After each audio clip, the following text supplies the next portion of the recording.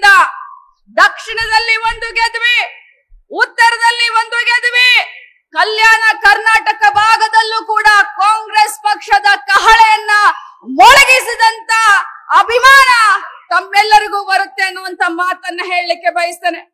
ಪದೇ ಪದೇ ನಮ್ಮ ಸರ್ಕಾರದ ಮೇಲೆ, ಸರ್ಕಾರದ ಮಂತ್ರಿಗಳ ಮೇಲೆ ಹಾಗೂ ಮುಖ್ಯಮಂತ್ರಿಗಳ ಮೇಲೆ ಕ್ಷುಲ್ಲಕ ರಾಜಕಾರಣವನ್ನ ಮಾಡಿ ಯಾವತ್ತೂ ಕೂಡ 40 ವರ್ಷ ರಾಜಕೀಯ ಇತಿಹಾಸದಲ್ಲಿ ಮಾನ್ಯ ಮುಖ್ಯಮಂತ್ರಿಗಳ ಮೇಲೆ ಕಪ್ಪು ಚುಕ್ಕೆ ಇಲ್ಲ ಅನ್ನೋದಕ್ಕೆ ಈ ಒಂದು ಮೂಢ ಹಗರವನ್ನ ಅವರ ಮುಖಕ್ಕೆ ಬಳಿಲಿಕ್ಕೆ ಹೋಗ್ತಾ ಇದ್ದಾರೆ.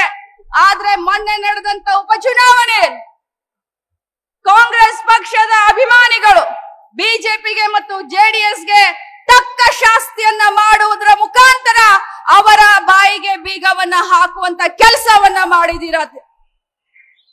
ಇವತ್ತು ನಮ್ಮ ಪಕ್ಷದ ಬಗ್ಗೆ ಮಾತನಾಡುವಂತ ನೈತಿಕತೆ ಬಿಜೆಪಿಗರಿಗೂ ಇಲ್ಲ, ಜೆಡಿಎಸ್ಗೂ ಇಲ್ಲ.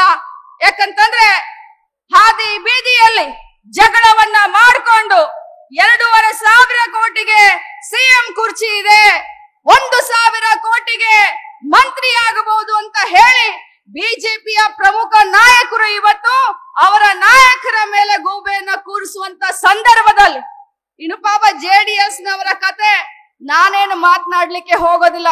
ಒಬ್ಬ ಮಹಿಳಾ ಮಕ್ಕಳ ಕಲ್ಯಾಣ ಇಲಾಖೆಯ ಸಚಿವೆಯಾಗಿ ನಾನು ಇಷ್ಟೇ ಹೇಳಲಿಕ್ಕೆ ಬಯಸ್ತೇನೆ, ಯಾವ ಹೆಣ್ಣು ಮಕ್ಕಳಿಗೂ ಕೂಡ ಅನ್ಯಾಯ ಮಾಡಬಾರ್ದು, ಯಾವ ಹೆಣ್ಣು ಮಕ್ಕಳ ತಂಟೆಗೆ ಹೋಗ್ಕೂಡ್ದು. ದ್ರೌಪದಿಯ ತಂಟೆಗೆ ಹೋಗಿ ದುಶ್ಯಾಸನ ದುರ್ಯೋಧನನ ಕಥೆ ಏನಾಯ್ತು ಅದು ಇತಿಹಾಸ. ಆ ಇತಿಹಾಸವನ್ನ ನಾವು ಮರಿಬಾರ್ದು. ಮಹಿಳೆ ಯಾವತ್ತಿದ್ರೂ ಕೂಡ ತ್ಯಾಗಮಯಿ. ಅದೆಷ್ಟು ಮಹಿಳೆಯರಿಗೆ ಅನ್ಯಾಯ ಆಗಿದೆ ಅನ್ನೋದನ್ನ ನಾನು ಈ ವೇದಿಕೆ ಮೂಲಕ ಹೇಳಲಿಕ್ಕೆ ಹೋಗೋದಿಲ್ಲ. ಆದ್ರೆ ಒಬ್ಬ ಮಹಿಳೆಯಾಗಿ, ಮಹಿಳಾ ಮತ್ತು ಮಕ್ಕಳ ಕಲ್ಯಾಣ ಇಲಾಖೆಯ ಸಚಿವೆಯಾಗಿ ನನ್ನ ರಕ್ತ ಕುದಿಯುತ್ತದೆ. ಬಂಧುಗಳೇ, ಇವತ್ತು ಮಹಿಳೆಯನ್ನ ನಾವು ದೇವತೆ ಅಂತ ಹೇಳ್ತೀವಿ, ಮಹಿಳೆಯನ್ನ ನಾವು ಪೂಜಿಸ್ತೀವಿ. ಆದ್ರೆ ಏನ್ ಮಾಡೋದು, ಜೆಡಿಎಸ್ ತನ್ನ ಚಿಹ್ನೆಯನ್ನು ಕೂಡ ಮಹಿಳೆಗೆ ಕೊಟ್ಟು ತಲೆ ಮೇಲೆ ಭಾರವನ್ನ ಇಟ್ಟಿದೆ, ಹೊರೆಯನ್ನ ಏರಿಸಿದೆ. ಆದ್ರೆ ಕಾಂಗ್ರೆಸ್ ಹಾಗಲ್ಲ, ಮಹಿಳೆಯ ಹೊರೆಯನ್ನ ಇಳಿಸಿ ಪ್ರಾಮಾಣಿಕವಾಗಿ ಮಹಿಳೆಗೆ ಆರ್ಥಿಕ ಸಬಲೀಕರಣ ಮಾಡಬೇಕು ಅಂತ ಇವತ್ತು 5 ಗ್ಯಾರಂಟಿಯನ್ನ ಕೊಟ್ಟಿದ್ದೇವೆ.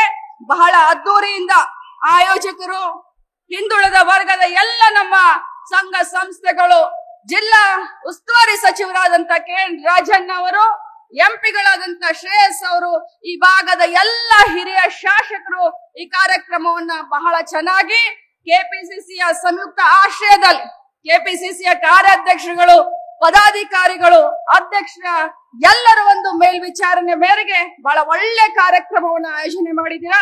ತಮ್ಮೆಲ್ಲರಿಗೂ ಅಭಿನಂದಿಸ್ತೀನಿ. ತಮ್ಮ ಆಶೀರ್ವಾದ, ಮಾರ್ಗದರ್ಶನ ನಮಗೆ ಯಾವತ್ತಿದ್ರೂ ಇರ್ಲಿ. ಸಿದ್ದರಾಮಯ್ಯನವರ ಸರ್ಕಾರ ಗಟ್ಟಿಯಾಗಿ 5 ವರ್ಷ ರಾಜಭಾರ ಮಾಡುತ್ತೆ, ನಿಮ್ಮ ಸೇವೆಯನ್ನ ಮಾಡುತ್ತೆ. ಜೈ ಹಿಂದ್, ಜೈ ಕಾಂಗ್ರೆಸ್.